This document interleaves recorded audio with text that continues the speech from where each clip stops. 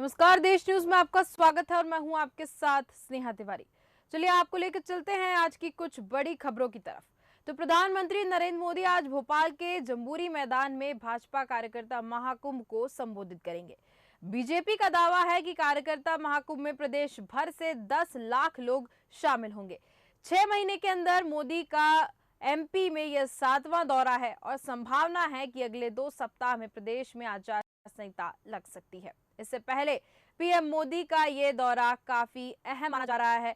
Jamboree मैदान पर आयोजित बीजेपी कार्यकर्ता महाकुंभ को संबोधित करने से पहले पीएम नरेंद्र मोदी करीब आधा किलोमीटर का रोड शो भी करेंगे। इसके लिए सभा स्थल पर रोड बनाया गया है और पीएम मोदी जंबूरी मैदान पर बने हेलीपैड पर उतरेंगे और फिर कार से कार्यक्रम स्थल तक पहुंचेंगे। पंडाल के बीच बने रोड पर पीएम प्रदेश भर से आए कार्यकर्ताओं का अभिवादन स्वीकार करते हुए स्टेज पर पहुंचेंगे। तो वहीं ये भोपाल से खबर है जहां पर पीएम मोदी का आज दौरा है। साथ ही साथ यहां पर पीएम मोदी का मध्य प्रदेश में 7वां दौरा माना जा रहा है।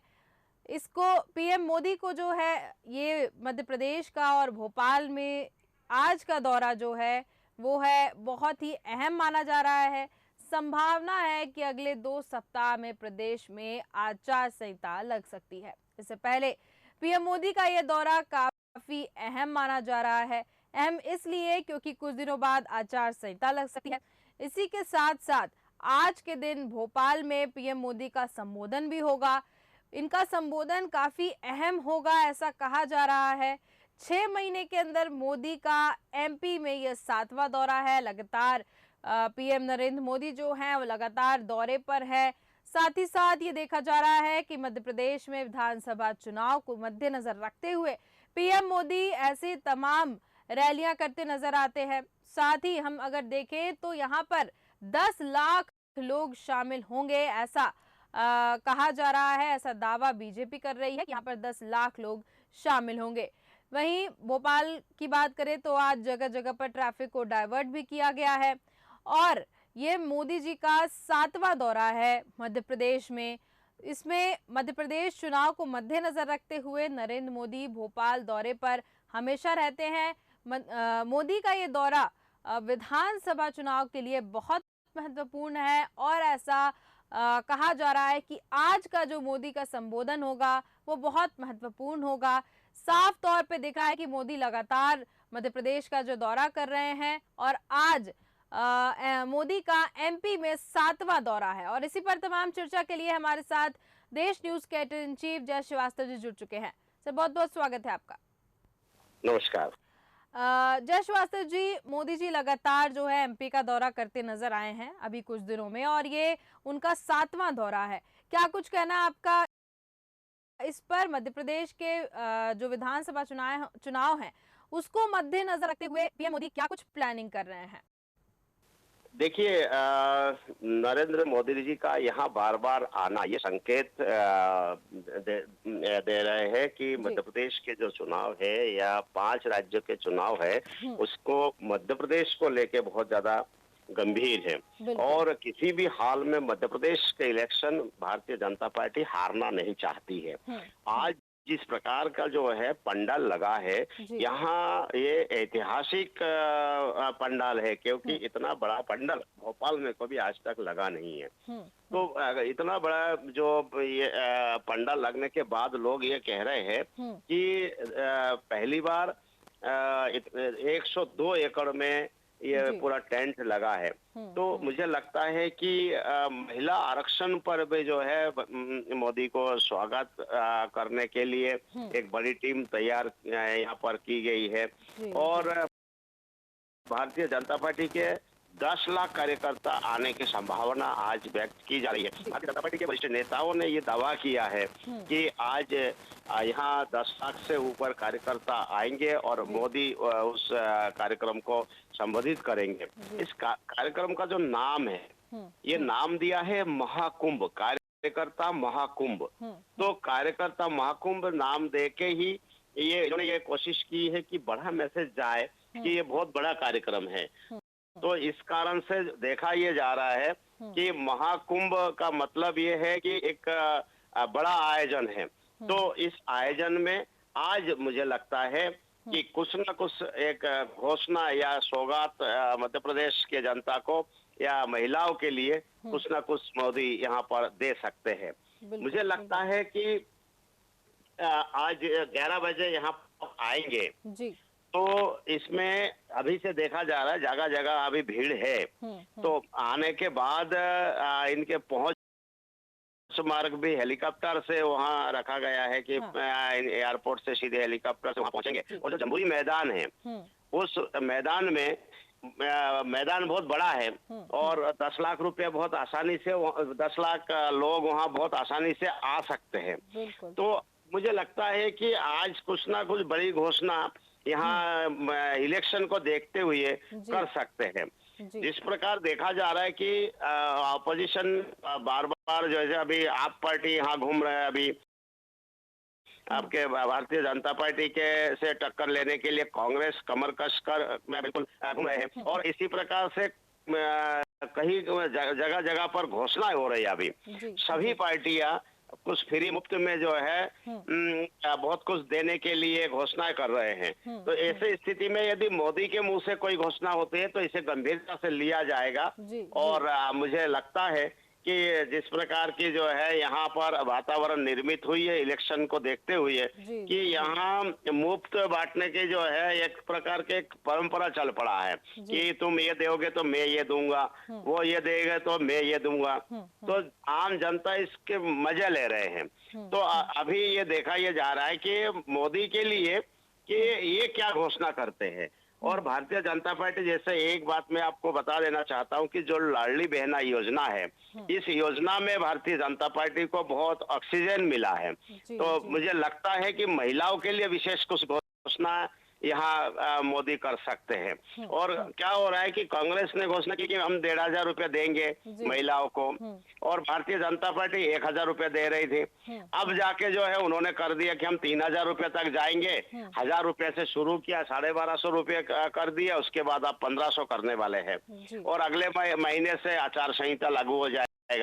तो मुझे लगता है कि लोग जो है कांग्रेस से ज्यादा भारतीय जनता पार्टी की घोषणाओं पर भरोसा कर रहे हैं क्योंकि भारतीय जनता पार्टी घोषणा के साथ साथ अभी सरकार में होने के कारण से ये दे रहे हैं। लेकिन कांग्रेस जो है केवल घोषणा ही कर सकते हैं क्योंकि वो कुछ दे नहीं सकते। बिल्कुल जी बिल्कुल। जय श्रीवास्तव जी, आज का पीएम मोदी का जो दौरा है भोपाल का, उसका मध्य प्रदेश में होने वाले विधानसभा चुनाव में क्या बड़ा असर पड़ने वाला है? क्योंकि जहां पे पीएम मोदी का संबोधन होता है वहां निश्चित तौर पर कुछ ना कुछ तो अच्छा रिजल्ट निकलते हुए दिखता है। देखिए, कोई दौरा से कोई फायदा नहीं मिलता है। दौरा से फायदा ये मिलता है कि दौरे पे उन्होंने घोषणाएं क्या की। जी जी। आप सोचिए कि 10 लाख लोग जो है यहाँ पर एकत्रित होने के बाद यदि उनके बीच में कोई मोदी बड़ा सौगात देते हैं तो ये 10 लाख लोग जब रिटर्न जाएंगे वो उनके घरों में उनके मोहल्ले में जाके इसकी चर्चाएं करेंगे कि मोदी आए थे, हम मोदी के प्रोग्राम में गए थे, वहां जाके मोदी को हमने देखा और ये घोषणाएं की है। तो उसका एक फायदा जो है यहाँ पर आम जनता को मिलता है। ये सवाल जो आपका है उस पे ये डिपेंड करता है कि वो घोषणा क्या करते हैं। तो मुझे लगता है कि अभी हमें शाम तक या वही 12 साढ़े 12 बजे तक इंतजार करना पड़ेगा। इंतजार करने के बाद ही जो है हमें पता चलेगा इनके खाली मोटिव क्या है। केवल खाली जो है कि कार्यकर्ताओं के हौसला बुलंद के लिए तो नहीं आए होंगे। कार्यकर्ताओं के हौसला बुलंद करने के लिए यदि आना होता तो मोदी के बजाय अमित शाह आ सकते थे या कोई पार्टी के कोई बड़े नेता को भेज सकते थे। लेकिन मोदी का आना मतलब प्राइम मिनिस्टर का आना मतलब ये है कुछ घोषणा करके उसको तत्काल इम्प्लीमेंट कर सकते हैं। जो मोदी यदि कोई प्रधानमंत्री कोई मंच से घोषणा करते हैं तो तत्काल वो लागू हो जाता है। तो इसी कारण से जो है ये मुझे लगता है कि आज की जो ये महाकुंभ है तो भारतीय जनता पार्टी के लिए मील का पत्थर साबित होगा क्योंकि आज के बाद शायद जो और इतना बड़ा आयोजन शायद ही भारतीय जनता पार्टी करे जिसमें मोदी मतलब प्राइम मिनिस्टर की उपस्थिति हो। और देखने को ये मिलेगा कि बहुत जगह मोदी आएंगे लेकिन इतना बड़ा आयोजन नहीं होगा और छोटे छोटे आयोजनों में वो आते जाएंगे। और तब तक 7 तारीख को ऐसा लग रहा है कि 7 तारीख को यहाँ पर आचार संहिता लागू हो जाएगा। यदि 7 तारीख को आचार संहिता लागू होने के बाद वैसे भी जो है फिर कोई घोषणाएं कर नहीं पाएंगे, तो आचार संहिता के रूल के अनुसार फिर जो घोषणा करते हैं वो पार्टी लेवल पे घोषणाएं होती है, उसको तत्काल इम्प्लीमेंट नहीं कर सकते। तो ये सारे चीजें देखते हुए मुझे लगता है कि चुनाव नजदीक है और मध्य प्रदेश को पार्टी और सरकार दोनों बहुत गंभीरता से ले रहे हैं। इसीलिए जो है मुझे लगता है कि ये महाकुंभ आज के लिए भारतीय जनता पार्टी के लिए बहुत सौगात देने वाला होगा, या ऑक्सीजन देने वाला होगा, या आम जनताओं को भी कुछ मिलने वाला होगा। जी, बहुत बहुत धन्यवाद जय श्रीवास्तव जी हमारे साथ जुड़ने के लिए और इस पर तमाम जानकारी देने के लिए। तो आज पीएम मोदी का भोपाल में दौरा है। यहाँ पर पीएम मोदी 10 लाख लोगों को संबोधित करेंगे। जाहिर तौर पर कुछ न कुछ बड़ा होने वाला है क्योंकि पीएम का दौरा है और ये तो देखने वाली बात होगी कि पीएम मोदी क्या क्या योजनाएं यहाँ पर मंच से बोलते हैं। साथ ही अगर हम आप आगे बढ़ते हैं, जहाँ पर मध्य प्रदेश में कांग्रेस के मीडिया सलाहकार पीयूष बबेले ने मध्य प्रदेश में अवैध खनन को लेकर राज्य सरकार पर हमला बोला है। उन्होंने सरकार पर कई गंभीर आरोप लगाते हुए कहा है कि भाजपा सरकार अवैध खनन रोकने में नाकाम रही है। यहाँ खनन रोकने वालों की सांस रोक दी जाती है। यह सरकार of the media, for the media और बाय द मीडिया है। यहाँ पर सीधे तौर पर मीडिया पर आरोप लगते नजर आ रहे हैं, जो कि मीडिया सलाहकार, कांग्रेस के मीडिया सलाहकार का कहना है कि मध्य प्रदेश जो है वो उधर अवैध खनन को लेकर राज्य सरकार पर हमला बोला गया है कि अवैध खनन मध्य प्रदेश में नहीं रोका जा रहा है। साथ ही उन्होंने कहा है कि सरकार पर कई गंभीर आरोप भी हैं, लेकिन इन आरोपों को कोई किसी का ध्यान नहीं है इसकी तरफ। भाजपा सरकार अवैध खनन रोकने में नाकाम रही है।